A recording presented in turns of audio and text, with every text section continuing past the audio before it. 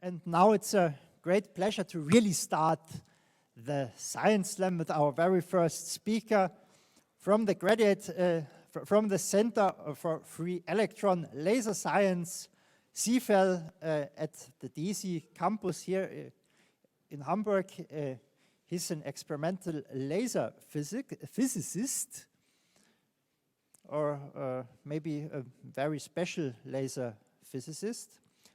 And he's using this very special laser light, which is actually an X-ray laser light, to image moving molecules, which I think is very interesting because the molecule you've seen, it's so small, and now you can even not only detect but you can look how the molecule looks like. And therefore I'd like to welcome Nidin Vadassery.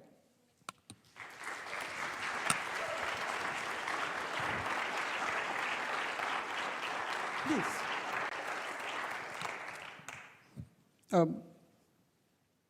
Can you see me? I mean, did you see me just walking by? Okay. Oh, thank you, everyone. Yeah, that clears many things. I thought you will give this expression, to be honest. Yeah. But let me ask you, have you ever wondered how we can see? How did you see me coming that chair and standing and blabbering about, wow, if we can see? So I accidentally pressed that button. Yeah. So we have a protein in our eyes called rhodopsin.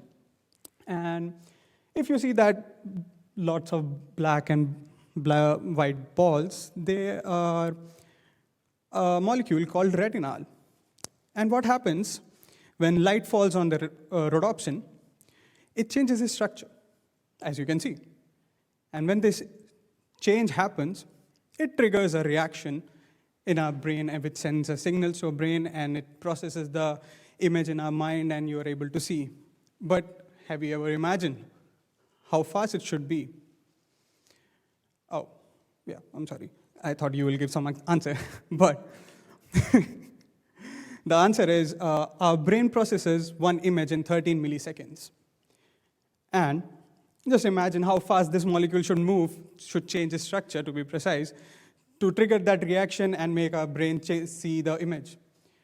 And to give that a number, that molecule changes its structure in 200 femtoseconds, which is like 200 into 10 to the power minus 15 seconds.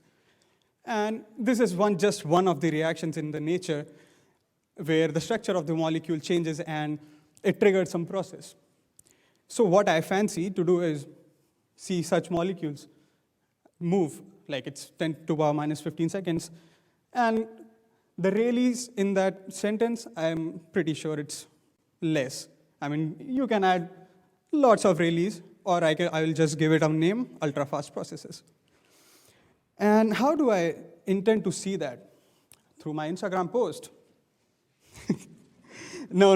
I was just showing off my work scenes. I was showing off the scattering process, which goes outside my window, and I can see the light scattering from the clouds.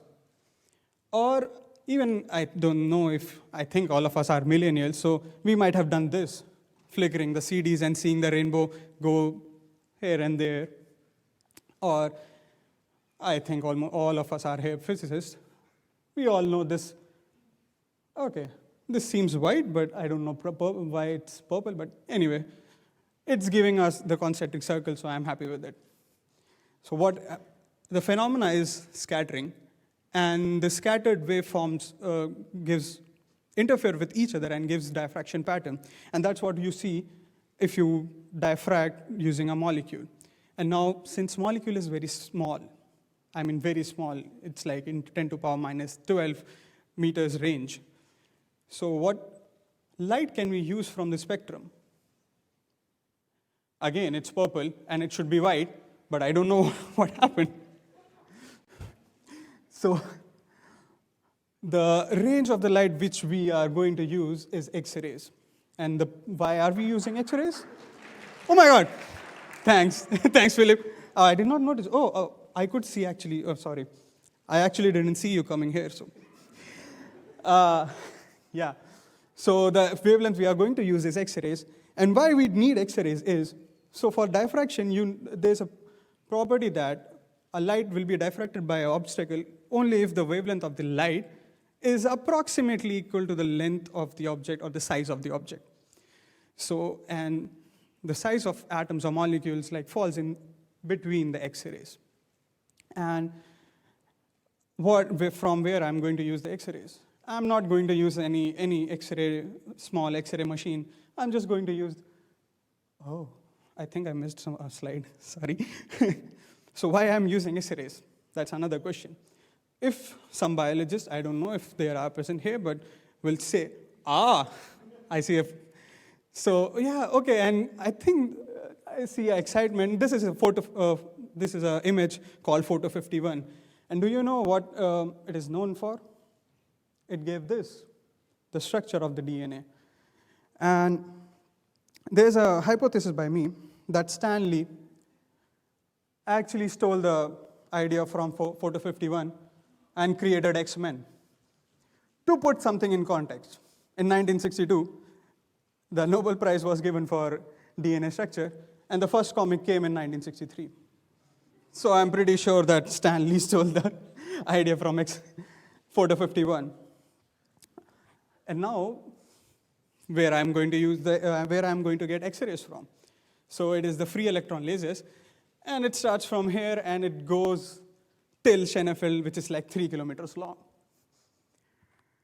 Now, so I jumped into experimental physics field, and I'm coming from chemistry background.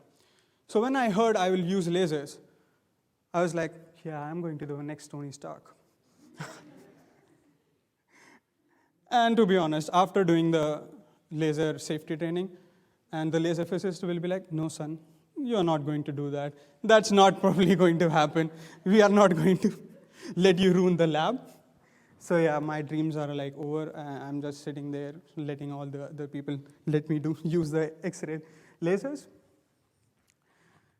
But all these X-ray diffraction, which was done, is done using a solid crystals.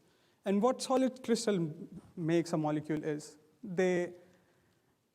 in solid state, the molecules are like well behaved. They stay in one position, they're like calm like you are right now. But molecules in gas or liquid, which I want to study, are like this TikTok dancer. It all goes like, yeah. And that's ugly move, yeah, I know. But you cannot actually see any of the molecules. You will get a blurry image to say. So what can we do with an exciting molecule which is going all around the place is chill them down. We supersonic. We expand that using from a small hole, and it goes, the energy of the molecules goes down, and it becomes somewhat from all this to a very comparatively smaller energy level. And now I think experimental physics are very mean. Don't mind my statement, because we are control freak. First, we let that molecule calm down, took that to a very low ground state energy. Then we just give them one single energy level so that we can actually monitor the one single structure change. So what we do is we start the disco light, and we just give them energy. But in my field, I think I'm meaner. I don't look at them every time. I just look at them at a particular time intervals. Let's say the molecule will be at this position. And then after some time,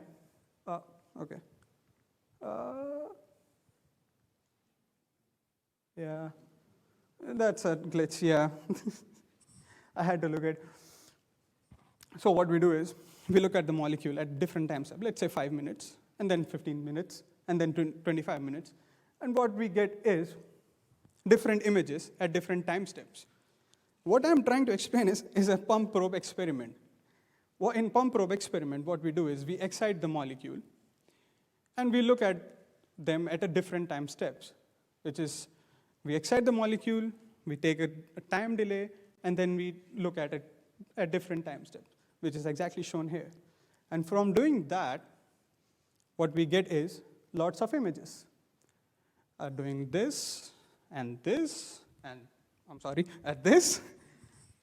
Okay, don't expect me to do the split. No, it's not going to happen. But what ultimately we get is a sequence of images which we can play at different time steps, and what we get is a perfectly moving molecules like this. And again, I'm not going to do the split. It will either ruin me, either I will have a sprain, or this slam is going to be postponed for the next time.